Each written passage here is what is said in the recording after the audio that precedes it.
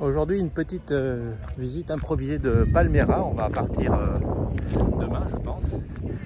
Et voilà, on a passé une semaine ici. On n'est pas sorti souvent à terre, mais je vous fais voir à quoi ressemble le village. J'espère que vous entendrez malgré le vent, parce qu'il y a toujours du vent ici. Ce qui frappe pour le touriste citadin que je suis, c'est que les rues sont désertes. De temps en temps, il passe une voiture, il passe un piéton. Là, on est dimanche. Bon, les gens sont chez eux, on peut le comprendre, il est 14 h. Mais même en semaine, les rues sont désertes. Elles sont toutes pavées. À la portugaise, hein, comme on dit. Voilà. Petite construction un peu hétéroclite. On trouve de tout. On trouve des gens, on trouve des chats, on trouve des chiens, on trouve du vide. Allez, on reprend tout à l'heure. Voilà, une autre grande rue, avec les pavés clairs pour délimiter le centre, mais il n'y a personne qui y passe. Alors ce qui est sympa, c'est que souvent les murs sont décorés, sont peints. C'est quelque chose qu'on retrouve un peu partout, probablement sous les tropiques, je ne sais pas, mais ici au Cap-Vert c'est assez fréquent. Voilà. Comme souvent dans ces pays, les constructions ne sont pas finies. En fait, faire les crépis extérieurs, c'est le dernier des soucis des gens, parce qu'il ne pleut jamais. Donc ils n'ont pas besoin de se protéger de la pluie. Et souvent, il y a quelqu'un qui va construire à côté, comme ici, qui va faire un mur mitoyen, donc crépir. Finalement, ça ne sert pas à grand chose. C'est dimanche, c'est relâche. Les journées grillades, il y a des petits bars un peu partout, tout petits, des petites échoppes. Ce soir, en principe, c'est un peu festif. Boissons, grog, bière et grillades un peu partout. Là, ici, alors là, il faut connaître, hein. On est sur le boulevard. Et ici, c'est là où on vient chercher les cartes SIM pour avoir accès à Internet. Alors, on peut en prendre ici, mais c'est fermé. Et en fait, c'est là où tout le monde vient. Les recharges internet ou les recharges de téléphone ici, c'est quelque chose de particulier. La petite dame qui est dans la boutique ici, donc elle recharge les cartes prépayées de téléphone, elle fournit les forfaits, j'imagine, et elle fournit les recharges d'internet. Pour les recharges d'internet en prépayé, c'est ce que nous avons pris. Hop là, il y a du bruit dans la rue. Pour les recharges prépayées, en fait, elle nous fait une offre intéressante qu'on ne peut pas trouver par nous-mêmes. C'est une offre qui est destinée aux jeunes de 12 à 30 ans pour leur permettre de jouer avec des services gratuits, des choses comme ça. Elle prend sa marge, hein, elle multiplie un petit peu les prix, mais elle fait ça avec un compte qui est le sien. Donc on ne peut pas recharger par nous-mêmes, donc c'est très avantageux parce qu'elle nous fait quelque chose de promotionnel qu'on n'aurait pas. Mais le cumul est un petit peu complet, donc on prend mettons 40 gigas pour un mois, c'est ce qu'on a pris puisqu'on consomme beaucoup. Ces cartes prépayées, ce sont des packages de 5 gigas seulement. Donc là, sur mon téléphone, elle m'en a envoyé 8 qu'elle a validé sur mon téléphone. C'est elle qui fait les manips, on ne sait pas ce qu'elle fait. Elle a son propre téléphone pour avoir les codes, elle les saisit sur le mien. Et une fois que c'est fait, que tout est activé, paf, elle vire tous les SMS, ce fait qu'on ne sait pas ce qu'elle a fait. On peut récupérer les SMS, mais comme on n'a pas le compte client de l'opérateur, on ne peut pas continuer et recharger les comptes. Mais ouais, elle connaît bien son boulot, elle connaît tous les téléphones, c'est très rigolo. Voilà, c'est tout un art de recharger les téléphones. Vrai professionnel. Coucou.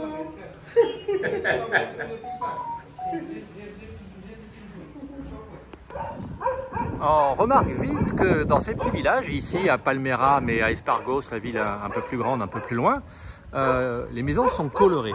Vert, rouge, violet, rose, jaune, etc. Historiquement, les couleurs correspondaient aux familles. Donc les gens de la même famille avaient les maisons des mêmes couleurs, ce qui permettait de reconnaître. C'est un peu passé de mode. Ici, c'est probablement encore le cas. Mais à Espargos, coucou le chien. À Espargos, c'est plus le cas parce qu'il y a eu trop de construction, de gens qui sont venus s'installer. Donc, ils ont un peu abandonné la gestion des codes couleurs. Voilà, ça c'est les bus de la police nationale.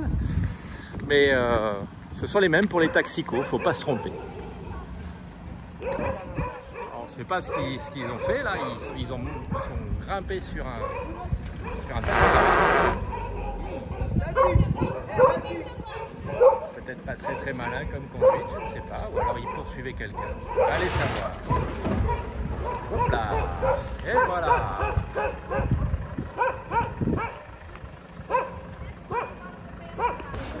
En haut là-bas, maison, l'appartement n'est pas terminé, mais c'est habité visiblement. On est sur un endroit très particulier. Là-bas, c'est les pêcheurs. On a 2 personnes en fauteuil roulant. Une petite place avec une petite place avec rien, les bouteilles de gaz local. C'est pas des camping-gaz, c'est du gaz local. On peut les recharger juste à côté. Alors j'espère que vous entendez encore ce que je raconte, hein, parce que sinon je parle dans le vide. Voilà, encore les maisons couleurs, comme j'expliquais tout à l'heure. À Palmera, ici, on a dans le petit cabanon bleu, on a les douches. Alors c'est payant, mais c'est accessible à tous les gens qui sont ici, les pêcheurs, les plaisanciers qui ne seraient pas équipés. Le petit restaurant Capricornio où pas mal de gens vont parce que c'est le plus près. Voilà, ici on a là-bas le mouillage des voiliers, les barques de pêcheurs qui sont entreposées. On peut laisser son annexe sur la plage. La nôtre est trop lourde, on ne peut pas la remonter. Donc la nôtre, on l'attache au petit ponton là-bas. Et les adolescents du coin, leur sport national, c'est de nous piquer une petite pièce ou deux en nous disant « on a gardé ton annexe, on a gardé ton annexe ». Ce qu'ils ne font pas, puisque là on peut le constater, ils sont juste en train de glander. Voilà. Et ici, on a le quai d'arrivée des pêcheurs. C'est à longueur de journée, matin, midi, soir. Pêcheurs à la ligne au filet, je ne sais pas. Et ils découpent les poissons directement là-bas. Donc c'est toujours animé ici, même tard le soir, même la nuit. Enfin la nuit, jusqu'à 7, 8, 9. On peut probablement venir acheter du poisson ici, quand il y a un pêcheur qui arrive. Nous on va se contenter d'essayer de récupérer notre annexe et de récupérer Tiama qui est tout à fait au bout là-bas. Voilà le petit port de Palmera. Là on est juste avec l'annexe. Les pêcheurs débarquent là sur le ponton, on met l'annexe au pied du poteau là-bas, là où il y a les jeunes qui essayent de nous récupérer, de nous aider à mettre l'annexe. Et ce qui est curieux, c'est que quand les pêcheurs rentrent de pêche, là celui-là il est rentré avec des filets, donc il en a pour un bout de temps pour se débarrasser, mais toutes les barques qu'on voit ici, ils retirent tous, sans aucune exception, ils retirent tous les moteurs des bateaux, ils les embarquent. Alors est-ce que c'est pour les entretenir, est-ce que c'est pour s'assurer que... Je ne sais pas. Ils ne sont pas propriétaires des moteurs et ils les louent. Et alors Béatrice dit, hop là, ils ne sont pas propriétaires des moteurs et ils les louent. Donc probablement ils doivent les ramener aux propriétaires des moteurs, mais il y a des moteurs qui sont dans un état déplorable. C'est très curieux. Voilà. Ça peut paraître énigmatique. Voilà. Il y a des barques de pêcheurs partout. Et nous on va essayer de rentrer sans nous prendre dans les... Il y a plein de bouts partout dans l'eau sur lesquels ils sont amarrés. On va essayer de rentrer sans prendre l'hélice dedans. Dernier jour à Palmera, on va essayer de descendre aujourd'hui au sud de l'île de Sal à Santa Maria. Ce matin, ciel couvert, ça sera comme ça pendant 2-3 jours. Ensuite, on va avoir 2-3 jours de gros vent. D'habitude, on a beaucoup de vent avec du vent qui nous amène des poussières du Sahara. Mais là, aujourd'hui, tout ça, ça vient du Sahara, ça en est recouvert. Et le bateau, là, ça c'est hier, hein. Le bateau est devenu pourrave de chez pourrave de partout. C'est une saloperie. On l'avait bien rincé en rentrant. Regardez, je ne sais pas si ça se voit ici.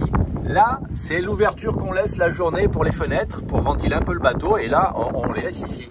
Paf, on a des protections solaires bicolores maintenant. Tiens, là-bas, celle-là est ouverte plus souvent.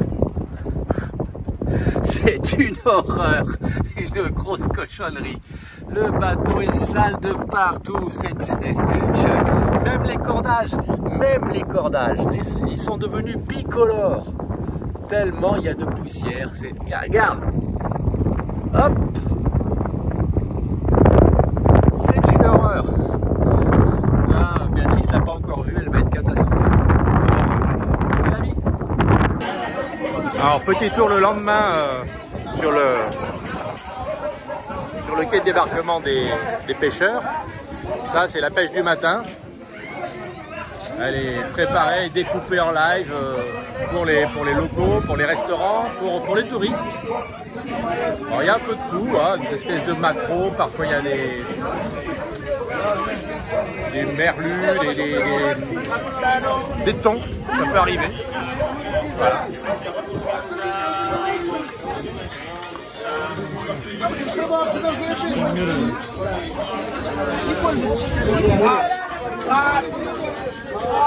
C'est l'effervescence, c'est comme ça tous les matins. Les poissons peuvent être salés pour être conservés. Ils sont rincés, il va y avoir des pêcheurs qui vont arriver comme ça toute la journée. Un petit troquet très local ici, à côté. Il y a toujours de la musique, y compris tard le soir. Il y a toujours des chiens qui traînent, parce qu'il y a des trucs à bouffer. Hein. Et puis, voilà, des poissons à acheter.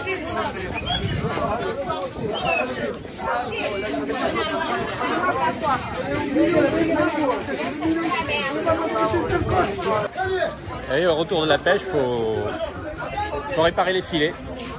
C'est pour les chiens pour dormir. Et il y a tout le boulot de réparation à faire. Et il y en a du filet.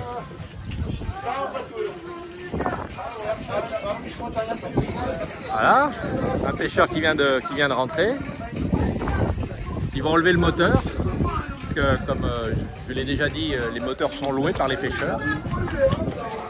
Et ils vont aller le mettre dans le local. Le local à moteur. Là. Hop là.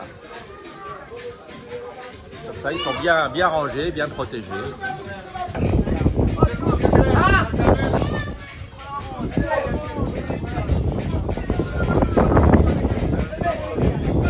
Okay.